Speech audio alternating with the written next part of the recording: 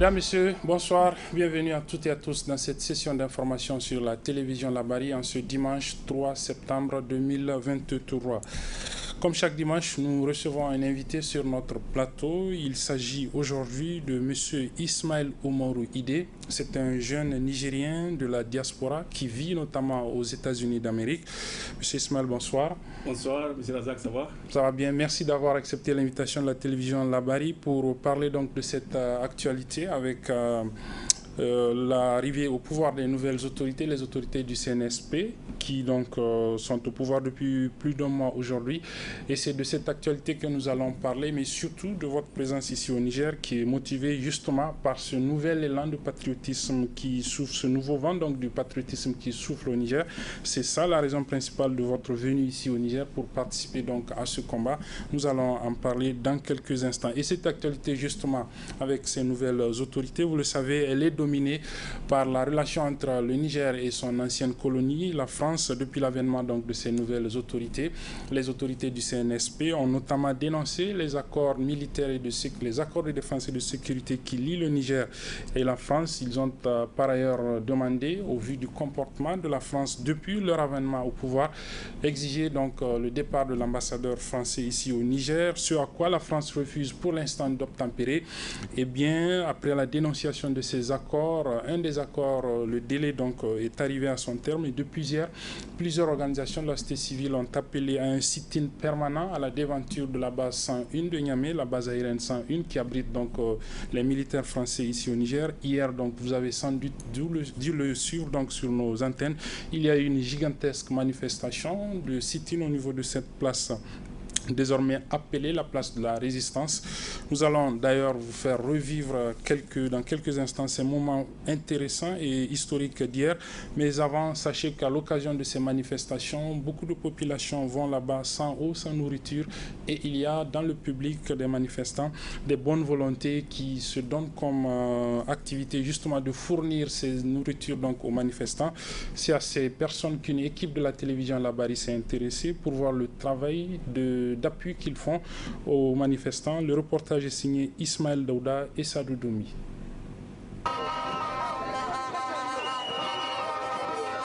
Sitting permanent jusqu'au départ du dernier militaire français se trouvant dans la base aérienne 101 à Niamey, tel est l'engagement des citoyens qui ont assiégé la devanture de cette base dans laquelle se trouve depuis des années une base militaire de la France. Ainsi, des bonnes volontés s'activent pour assurer une alimentation à la résistance déterminée à bouter les militaires français hors du Niger.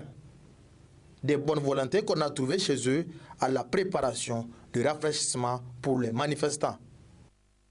On prépare pour aller amener à ceux qui manifestent au niveau de la base pour les accompagner. Le Niger nous appartient tous, donc on ne va pas laisser à ce que des individus viennent pour dire qu'ils vont diriger le Niger, alors que nous soutenons le CNSP. À l'image de ceux qui préparent des boissons, il y a également ceux qui cuisinent pour les manifestants, toujours pour la défense de la patrie. On est en train de préparer pour les jeunes qui sont à la base militaire là-bas au rond-point Escadrille. On est engagés, nous les femmes, on est engagés, on va les suivre, on est prêtes. Toutes les femmes sont prêtes. Donc la nourriture là, c'est pour les enfants qui sont en permanence là-bas. Jusqu'au départ des Français. À peu près, on a fait 1500 plats. Même demain et après-demain, jusqu'au départ de la base militaire française. C'est Hadja Maria qui est en train de financer ça. Il n'y a pas une contribution de l'État ou de quelqu'un d'autre. C'est Hadja Maria qui a financé ça, on est venu faire ça.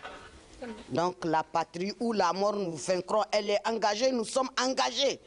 Il faut que les Français partent. La patrie ou la mort, nous vaincrons. La patrie ou la mort, nous vaincrons. Abat Macron, abat le voleur de Macron, le menteur de Macron, l'escroc de Macron. Notre pays nous appartient. Il va partir, il est obligé de partir. On est là jusqu'à son départ. Zanchank Asane, Labousanino, c'est pour l'amour de la patrie que ces bonnes volontés préparent avec leur propre argent ces aliments pour les offrir à ces braves manifestants. Soutien donc aux manifestants, même dans les cuisines comme on vient de le voir. Et ce soutien, comme je le disais, il est aussi exprimé par la diaspora nigérienne. Et notre invité de ce soir, Ismaël Oumarou Idé, en fait partie, donc des Nigériens de la diaspora qui ont décidé, depuis l'avènement de ces nouvelles autorités à la tête de notre pays, de revenir donc au pays soutenir le mouvement. Alors Ismaël, on vient de voir ce reportage de Ismaël sur des femmes qui, dans les cuisines, se donnent comme activité donc de préparer à manger pour les manifestants qui ont décidé donc à l'appel des organisations de la société civile qui soutiennent l'action du CNSP de faire un sit-in permanent. Ces femmes ont décidé volontairement donc de préparer à manger et d'amener, puisque le sit-in est permanent, même dans la nuit il se passe. Un commentaire, une réaction déjà à cet engagement de ces femmes? Oui, bien sûr. Merci beaucoup. Avant de répondre, je voudrais vous remercier pour m'avoir accueilli ici et je remercie également toute l'équipe de la Bari.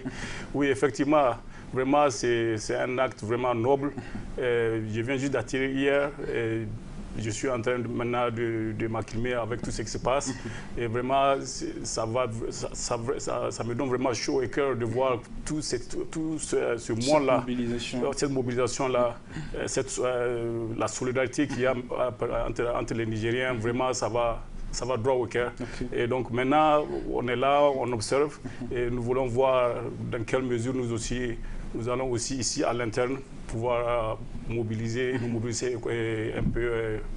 un peu contribuer dans ce sens-là aussi. Et la contribution, on la sent, puisque vous dites que c'est hier seulement que vous êtes rentré. Oui, c'est hier matin. Hier matin, et donc on vous a vu dans certaines images déjà, vous êtes rendu à la base aérienne. Comment ce mouvement, on va dire, cette nouvelle dynamique dans notre pays, comment est-ce qu'il est vécu ailleurs, notamment aux États-Unis, d'où vous venez? Oui, bien sûr. Vous savez, depuis les États-Unis, comme étant assez loin, on observe sur les réseaux sociaux, sur quelques chaînes télé, tout comme la Bari, la Télé Sahel. Oui. Donc, je pense que quand on compare comparativement à ce temps-là que moi je suis là sur le terrain, vraiment c'est encore davantage, c'est beaucoup plus édifiant. C'est au-delà de ce qu'on voit sur les réseaux sociaux? C'est beaucoup plus au-delà, puisque pour vous dire honnêtement, quand j'ai quitté Niamey le 20 juillet passé, je pense. Donc je suis revenu hier matin. Dès que je suis descendu à l'aéroport, juste la fierté que j'ai pu lire sur le visage des gens, et juste, tu peux voir l'espoir sur le visage des gens également. Donc, quand on a participé à la marche, on a vu encore davantage à quel point les gens sont engagés, déterminés, sous la pluie. Et vraiment, c'est remarquable. Pour vous, qu'est-ce que tout cela peut bien démontrer, peut bien prouver? Vraiment une certaine volonté, un certain engagement des Nigériens à soutenir le CNSP, mais surtout derrière cette revendication du départ de cette troupe française. Qu'est-ce que pour vous tout cela, qu'est-ce qui peut motiver ça davantage à votre avis? Oui, moi je pense que c'est cette soif de liberté. Ça fait maintenant 100 ans presque qu'on est là. On dit qu'on est démocratique, qu'on est libre, indépendant, mais vraiment la réalité est tout autre. Parce que nous qui avons eu la chance de sortir et sillonner le monde, quand on fait la comparaison, on sait que le Niger n'a jamais réellement été indépendant.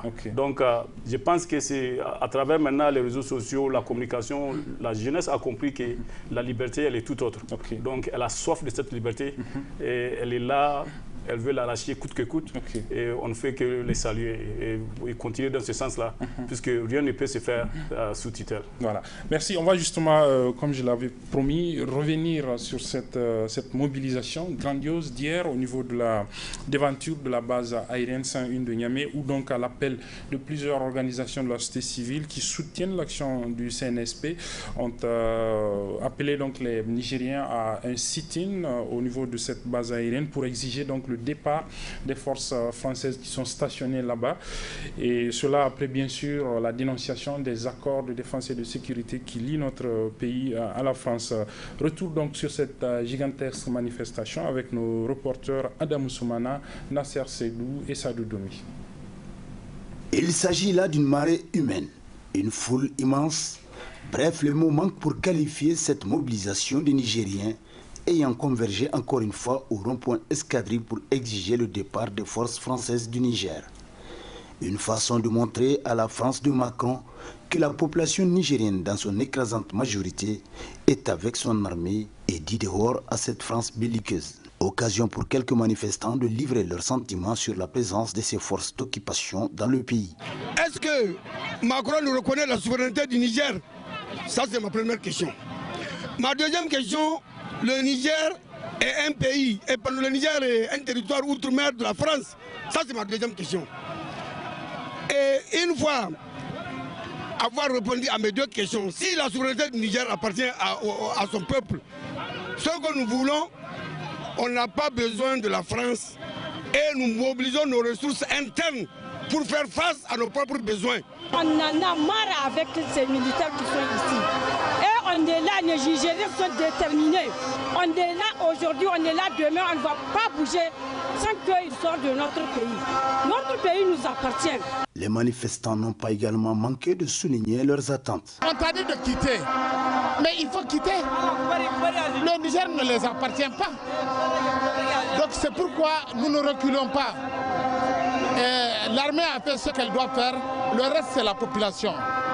Vraiment, nous n'allons pas reculer d'un pas. Il faut que les Français quittent le territoire du Niger. Ce n'est pas pour eux le Niger. Le Niger est souverain. Il y a même l'intérieur du pays qui est en train de descendre. Donc il faudrait que nous ayons notre souveraineté, notre indépendance totale. Vu l'engouement et la population Niamey et alentour, ainsi que celle de l'intérieur du pays, je veux dire Zander, Difa, Maradi, Dosso, Tilaberi, ainsi que la diaspora nigérienne, tout est venu à Niamey pour une seule et unique cause, pour défendre la patrie, qui est notre seule et unique fierté, le Niger. À cela, je vais vous expliquer que les Français sont obligés de quitter notre pays parce que la population ne veut plus d'eux. Ainsi, c'est la détermination qui se lit sur les visages des manifestants qui comptent camper sur ces lieux jusqu'au départ des troupes françaises et leurs diplomates déclarés persona non grata. Alors, on a vu, Ismaël, une détermination, la jeune dame qui disait notamment, on est là aujourd'hui, on est là demain. Donc cette détermination, puisque les organisateurs ont appelé à ce sit-in de façon permanente jusqu'à ce que les forces françaises stationnées au niveau de la base aérienne 101 s'en aillent. Mais du côté de la France, c'est un autre discours qu'on entend. La France estime que les nouvelles autorités n'ont pas de légitimité pour donc dénoncer ces accords et qu'elle ne va pas quitter. Comment est-ce qu'on peut comprendre cette attitude de la France vis-à-vis de ces, on va dire, de cette situation au Niger? Comment est-ce que vous l'interprétez? Ah, ok. Ouais, merci. Donc, moi, je pense que la France, de son point de vue, le Niger, c'est juste un territoire français. Donc, ça l'a toujours été en ce qui le concerne. Et le Niger, aujourd'hui, est devenu une pièce maîtresse dans la survie de la France. Donc, elle ne veut même pas reconnaître que ce qui se passe au Niger est quelque chose qui est une réalité. Oui, une réalité, ou bien qui a une validité quelque part. Puisque pour eux, nous le voyons en tant qu'être humain, en tant que peuple. Pour eux, là-bas, ils nous voient juste comme des sujets. Donc, je pense que c'est là-bas qu'il y a quelques discordances. Et donc, maintenant, c'est à nous, comme la jeunesse est en train de le faire, les Nigériens sont en train de le faire, c'est de réclamer notre dignité, c'est de réclamer notre indépendance et pour faire vraiment notre chemin à nous, à partir de maintenant, puisque comme je le disais tantôt, 100 ans d'exploitation, de pillage et de déstabilisation, ça suffit. Ça suffit. Donc, c'est ça le combat maintenant. Et ça, pour l'instant, c'est un combat médiatique. Et on doit tout faire pour montrer au monde qui nous sommes réellement et pour dire aux gens aussi la réalité qui se passe ici. Donc, pour qu'on puisse se faire entendre. Ok, vous avez espoir que ce combat, le peuple nigérien va le gagner, puisqu'on a à côté de la France, justement, et malheureusement, des Nigériens qui pensent que tout ce qui se passe actuellement est orchestré et n'est pas de la réalité. Est-ce que vous estimez qu'avec une telle attitude, des Nigériens qui raisonnent dans le même sens que la France, est-ce que ce combat, pour vous, on peut le gagner? Bien sûr, bien sûr. Regardez, partout où il y a eu ce genre de choses, par exemple, même aux États-Unis, pendant l'esclavage, il y a toujours des nègres de maison, ceux qui vont trahir leur propre sang pour leurs propres intérêts ou bien pour faire plaisir aux colons ou bien aux maîtres. Et vous le voyez non seulement ici au Niger, on le voit aussi dans certains pays africains, dans certains pays frères et amis. Et donc la vérité là, c'est ce qui est très intéressant à propos de la vérité. Ça finit toujours par triompher. C'est ça. Donc, bien sûr que j'ai espoir. Le combat, on va le gagner. On va gagner ce combat, Inch'Allah. Quel va être justement le rôle de la diaspora dans ce combat-là? Vous avez estimé qu'il était important pour vous de revenir, mais il y en a certains qui sont encore là-bas. Comment est-ce que cette diaspora peut participer? Et vous avez parlé tout de suite d'un combat, enfin, d'une guerre médiatique. Mais comment est-ce que la diaspora, ne serait-ce que sur ce plan, peut contribuer à la réussite de ce combat? Oui, bien sûr. Donc, vous savez, depuis que les événements du 26 juillet se sont déroulés, donc dès le 30, j'ai contacté quelques amis, on s'est mis ensemble, on a fait une déclaration au niveau des États-Unis pour apporter notre soutien. Donc de là, c'est parti. Donc on s'est réunis encore pour voir qu'est-ce qu'on peut faire à partir de là-bas. Donc on s'est organisé davantage pour organiser une marche sur Washington qui s'est déroulée le 18 août passé. Donc cette marche-là s'est bien passée et ça s'est passé aussi avec l'apport non seulement des Nigériens, mais de certains pays africains comme le Tchad, les Tchadiens qui sont de la diaspora tchadienne, aux États-Unis. Les Maliens, certains Burkinabés et d'autres, et même des Ivoiriens. Donc on a marché devant l'ambassade du Niger et aussi de la France. Donc pour faire entendre, donc au-delà de tout ça aussi, on s'est encore organisé pour écrire au State Department, qui est le département de l'État américain, pour donner la version, la vraie version du point de vue des Nigériens, ce qui se passe, puisque la France utilise ces canons-là pour créer des mensonges, pour dissuader les Américains, pour essayer de les tirer de leur camp, pour continuer à nous piller. Donc on a donné notre version, donc on continue à faire la pression sur les comités des affaires étrangères, sur nos sénateurs, sur le State Department. Donc on continue à communiquer avec eux et faire la pression pour qu'ils nous entendent, pour qu'ils entendent les cris du peuple nigérien. Vous avez l'impression que vous êtes entendu justement depuis toutes ces actions-là? Puisque bon, on a vu quand même la position des États-Unis sur cette situation au Niger. Elle n'est pas totalement alignée sur celle de la France. Bien sûr. Oui, ça commence à changer. Et donc, même avec les peuples américains, puisque là-bas, la politique est différente. Le peuple a plus à dire. Donc, si, par exemple, un sénateur joue ce sale jeu, ce sénateur ne viendra plus. Donc, eux, ils doivent répondre à ce genre de choses. C'est pas comme en Afrique, une fois que tu es élu, tu fais ce que tu veux. Donc, on utilise tous ces canaux pour essayer de pallier à certaines des choses qui se passent. Donc, voilà un peu. D'accord. Merci. On va poursuivre le journal et rester toujours sur ce sujet donc, de l'avènement de ces nouvelles autorités, les autorités du CNSP. Dans les manifestations qui ont eu lieu depuis donc, leur arrivée, il y a eu beaucoup de revendications, notamment celle consistant à demander l'arrestation de l'ancien chef d'État Issoufou Mahamadou et bien un des organisateurs de ces manifestations, à la personne de Gamache Mahamadou, a profité hier à l'occasion donc de ce sit-in pour rappeler cette exigence du peuple nigérien au CNSP, notamment de se prononcer ou en tout cas de prendre en compte le cas de l'ancien président Issoufou Mahamadou qui, selon Mamadou Gamache et beaucoup de Nigériens, est l'acteur principal de la situation de déliquescence qui a amené l'intervention de l'armée sur la scène politique. Je vous propose de suivre donc Mahamadou Gamache. Notre combat, en dehors, au-delà de tout ce que nous avons dénoncé, c'est pour l'arrestation de Mahamadou Issoufou. Pourquoi j'ai dit ça? Parce que l'ancien président Mahamadou Issoufou est à la base de tous les problèmes que nous avons au Niger. C'est lui qui est à la base de l'avènement des troupes françaises et des troupes étrangères. Il a détérioré le tissu économique et social. Il a mis le Niger à terre.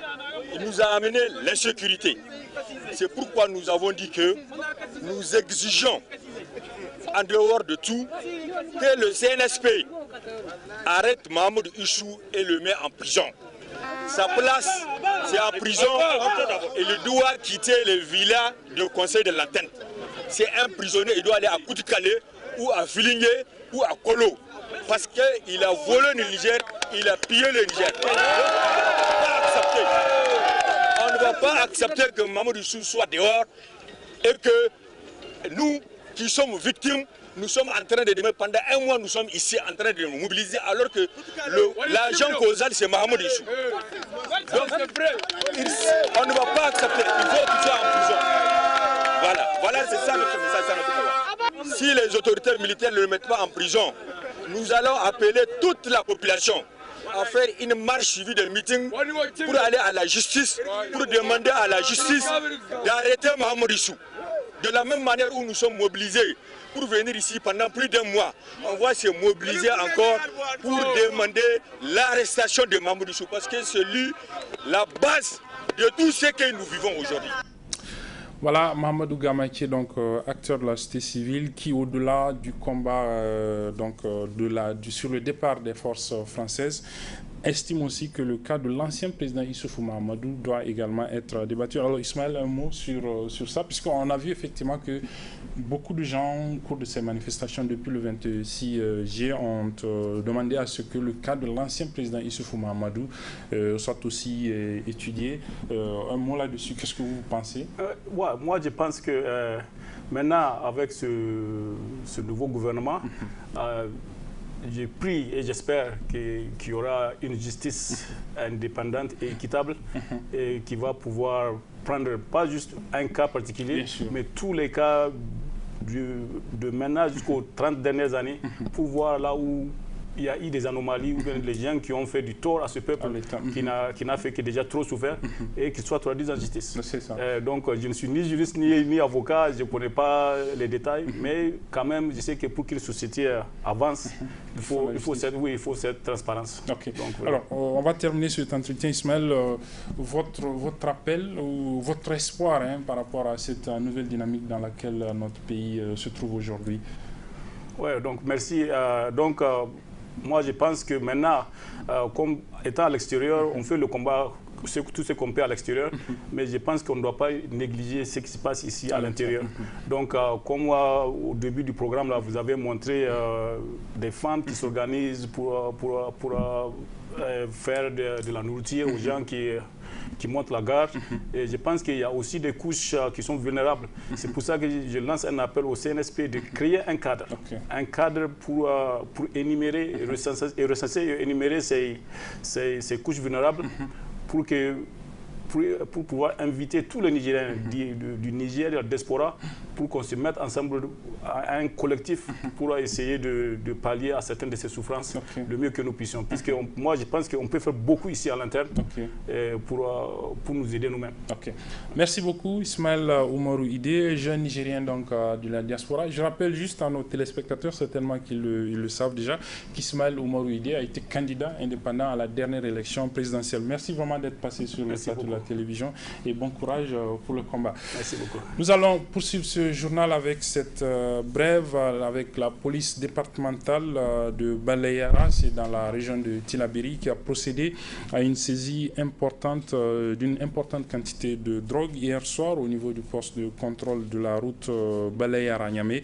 Il s'agit de plus de 170 kg de cannabis. Je propose à cet effet de suivre les explications d'un des inspecteurs de la direction départementale de police de Balayara sur cette saisie qui a été effectuée. Suite à une fouille de routine, dans un véhicule camion de marque MAN, d'immatriculation nigérienne, suite à cette saisie, 3 personnes sont interpellées. Ils sont de nationalité nigérienne. Le camion a quitté Niamey pour l'intérieur du pays. Cette saisie est composée de 210 briques de cannabis pesant 175,833 kg. Donc, toute cette drogue est dissimulée dans 2 sacs contenant des sandales en plastique. Voilà, c'était donc un des inspecteurs de la direction départementale de police de Balayara sur une saisie que cette police du département de Balayara a effectuée hier, donc une saisie de plus de 170 kg de cannabis. Du sport, pour refermer ce journal avec d'abord cette sortie médiatique du président de la Fédération nigérienne des sports nautiques, M. Daouda Adamou, quelques semaines après sa brillante élection à la tête de cette fédération. Il a donc animé un point de presse pour tracer les grandes priorités de son mandat qu'il entame. Je propose donc de suivre un extrait du point de presse qu'il a animé à cet effet. C'était au niveau de la piscine olympique de Niamey. Le premier axe, je dirais, c'est le développement des disciplines nautiques. Le deuxième axe, c'est le renforcement et la dynamisation du partenariat interne et externe de la Fédération nigérienne de sport nautique. Le troisième axe, c'est la bonne gouvernance. Et le quatrième axe, c'est la participation effective des équipes nationales de natation et des autres disciplines aux différentes compétitions sous-régionales, continentales et internationales. Voilà. S'il faudrait revenir au premier axe, qui est la participation, le développement des disciplines de natation, je pense que ce serait bien de porter à la connaissance de l'opinion nationale et du monde sportif que désormais la fédération, l'instance internationale de la natation a changé de nom depuis 2021. Ce n'est plus la Fédération internationale de natation, mais c'est la World Aquatic. World Aquatic parce que ça regroupe plusieurs disciplines de natation. Et comme vous le savez, ici au Niger, notre discipline phare, c'est la natation sur piscine. Pour ce qui est de mon mandat, je suis en train de voir comment créer le cadre pour aussi la pratique des autres disciplines de la World Aquatic, notamment la natation en eau libre, la natation synchronisée, le water polo, le plongeon et le masters. Il va falloir les développer aussi parce que nous avons le potentiel pour le faire et il faut se pencher là-dessus. Le deuxième axe, c'est la redynamisation avec les partenaires, des relations avec les partenaires. De mon point de vue, une structure à elle seule ne peut pas émerger, mais qu'il soit au niveau national, au niveau sous-régional ou au niveau international. C'est pourquoi à l'interne, il sera pour moi un défi, n'est-ce pas, de reprendre, que la natation reprenne sa place au niveau des instances et au niveau des institutions nationales, notamment le ministère de la Jeunesse et du Sport, qui est notre premier partenaire, mais aussi au niveau du Comité olympique et sportif national du Niger. Et au-delà, au niveau des instances internationales, nous avons la zone 2, qui est notre zone de prédilection. Nous avons la confédération qui est désormais la African Aquatic, et nous avons au niveau international la World Aquatic. Donc à toutes ces instances, au niveau de toutes ces instances, la Fédération nigérienne de sport nautique doit être présente. Du sport, toujours cette fois-ci du football avec la fin des tournois de grandes vacances organisés à l'occasion de ces vacances scolaires. Celui du quartier Bukoti de Niamey a pris fin hier après-midi au niveau du terrain où ce tournoi s'est joué. La finale a opposé l'équipe AS Nord-Diré du 5e arrondissement communal à une autre équipe, et c'est justement l'AS Nord-Diré du 5e arrondissement communal de la ville de Niamey qui a remporté ce tournoi tournoi des grandes vacances du quartier Bukoti de Niamey, comme nous allons le voir dans ce résumé signé Soumaïla Abdoulaye et Adamou Soumana. Au nombre de 16 à s'être engagés dans cette 24e édition du tournoi des grandes vacances de Bukoti, elles se retrouvent finalement à 2 pour discuter la finale de cette compétition. Elles, ce sont les équipes AS Nordiré en orange et AS Sagia en bleu, à la satisfaction du parrain de ce tournoi. Et personnellement, par rapport au jeu, donc on a eu le résultat attendu.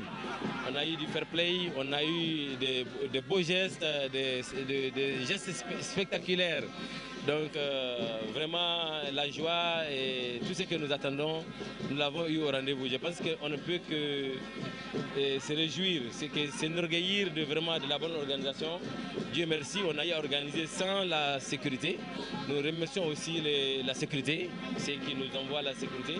Nous remercions également les journalistes qui couvrent l'événement et les supporters et vraiment le fair play qui a régné tout au long de ce tournoi-là.